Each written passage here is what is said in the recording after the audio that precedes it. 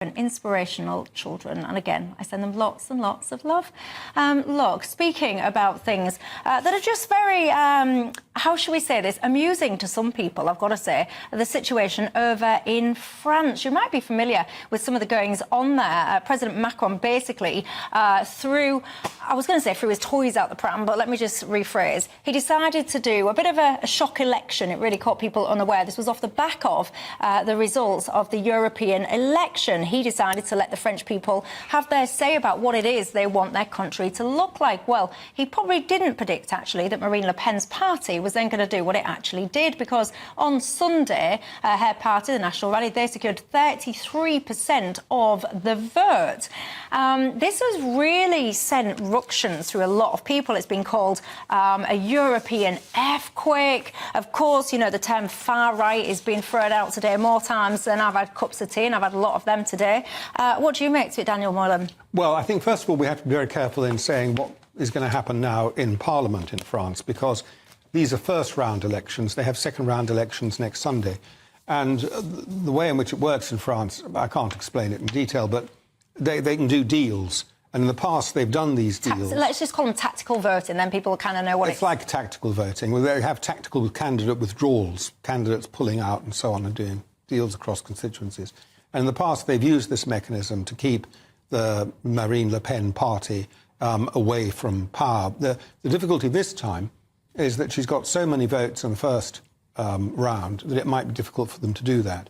Also, there was an astonishingly high turnout. It was a very unusual high turnout election. 66.7%. Yeah, that was 47.5% at the last one in 2022. Yeah, so it's a big turnout, which also has an effect on the way in which the system works, because there are rules about turnout as well. So we can't be absolutely sure what's going to happen, whether she'll be able to, or a nominee, who is this young man called Bardella, will be able to form a government. We don't know that yet. What it is the breaking up in Western Europe. It's been going on for some time, and in Britain, of the sort of technocratic consensus about how we run the country without really having much connection with what people think. And that's breaking up in France in a very dramatic sort of way at the moment. And I think it will have very long-term ructions, whoever forms the government. You're right, Macron is very much a lame duck now. Sean, what do you think to it? Have they not got TV or the internet in France? I mean, it defies belief. What does? That Macron sees the Prime Minister of the UK being incredibly far behind in the poll for months and months on end, and calling a snap election and finding out that it doesn't get any better at all. It seems really terrible, and he's cruising for an absolute disaster they could at least have put off for 6 months.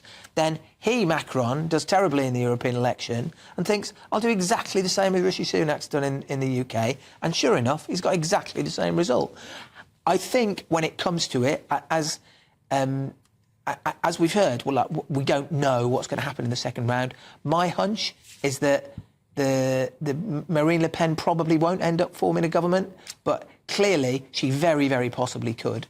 And that's never happened before. You say, you know, are they not watching what happens in other countries, actually? I think there is such a huge amount of political arrogance that goes on with so many people right across the establishment. People throw this terminology around like far-right this, racist that, xenophobic that. They throw it around like confetti. And what they basically mean is, if you have the audacity to want control of your borders, if you want the audacity to have defined immigration policies that are actually stuck to, if you don't want your communities and neighbourhoods to change beyond any recognition when you've consistently voted against it, then if you fit into those categories, too many politicians, if you ask me, are calling those people far right. They are attacking them, they are smearing them, and in doing so, they're hoping to silence and suppress them. And what they're actually achieving is the exact opposite, because people have had enough of it now. Before, if you were called far right or whatever, it would be awful. You would think, oh gosh.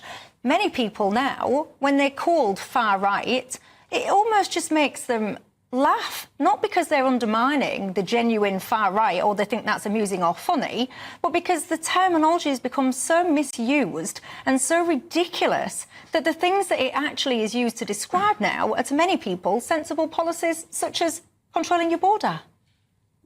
I think there's a lot of truth in that, and I think it's I think it's been. I think it's true what you say. It's true all over Europe, certainly, and maybe all over the world. I think it's more true in France than it is here. I think it's a problem here. I think there is a tendency for political elites in the UK, in all the big parties, when they look, for instance, at Nigel Farage, when they look at reform, to be a bit sneery about it, a bit contemptuous. A bit. And not to think for themselves. Well, hang on, these are millions of British citizens who are minded to support these ideas. So maybe we better think about that a bit more carefully and take it a bit more seriously. But having said that, just to finish, just on the other hand, I think if you talk about Marine Le Pen, I think the things that you've described are only part of that story. I think that is a racist party. Why? I think because if you look at the things that Marine Le Pen and Jordan Bardella and Jean-Marie Le Pen before, the seam right through that movement ever since it's been. But hang on, I thought she got rid of her dad. Well, her dad's not the leader of the party anymore because she ousted him. But it's she says and has said many of the same things that he said. Like what? So I haven't got quotes memorised. Well, how do you memorise that they're racist then if you can't remember what they said? Well, because I remember that they've said racist things. I just haven't memorised the racist things. So you can remember that they've said racist things, but you can't remember what the racist things they've said are? Yeah. Think that's a bit weird? Not at all. Not at all, no. OK. What was you going to say, Daniel? Well, I was going to say this French thing is partly about the far right, but it's also about the far left. I mean, the second biggest group, the second biggest winners in this election that took place yesterday is a motley collection of left-wing parties who are not nice, cosy, sort of social democrat types. They are extreme left-wingers, and they have done very well too. What's happened is, if you like, the centre has collapsed. Now, that centre consists partly of Macron's party, which has sort of gone down to 20%, but also consists of the traditional old-fashioned Republican, what we would think of as like British Conservatives type party. Admittedly, they did vanish quite a lot some years ago, but the thing is the polarisation as much as the move to the right that's of interest. So I think just looking at through the Le Pen side of the story misses something important. The question you haven't asked, Michelle, which I suppose I'll suggest to you, is how will this have an effect on people going to the polls on Thursday? In this country? You sound surprised, like we don't have the TV and the internet here, like Sean said. What? Do I think that the outcome in France will affect people voting here? Yes. I don't think that someone is going to go to the streets and say, do you know what, I was going to vote for Ed Davey because I saw his bungee jump, and now because I've seen what happened with Marine Le Pen in France, I'll change my vote. No. But what I do think is reflective, and you see it all the time, there is this notion that if you want the things that I've just described, I won't repeat them, I don't want to send you all to sleep at home, but let's just simplify them and say control of borders. If you want that, the smearing that goes on and the sneering that goes on and the calls of racism, and with all due respect to you, I mean, you're telling me how racist these parties are, and then when I ask you to explain why, you can't remember, but yet you've memorised the label of racism in your mind, but you don't know why that is. And I think this happens to a lot of people. It's a bit more than that. So I had a French grandfather who lived in a suburb on the edge of Marseille, which is a very, very mixed, big city with an awful lot of social problems and huge immigration. And So I spent a lot of time there. I throughout my life, I've kind of met these people. He was well to the right. My grandfather. He knew a lot of these people. I spent time with these people. I didn't memorise what they said, but I know a racist when I meet one.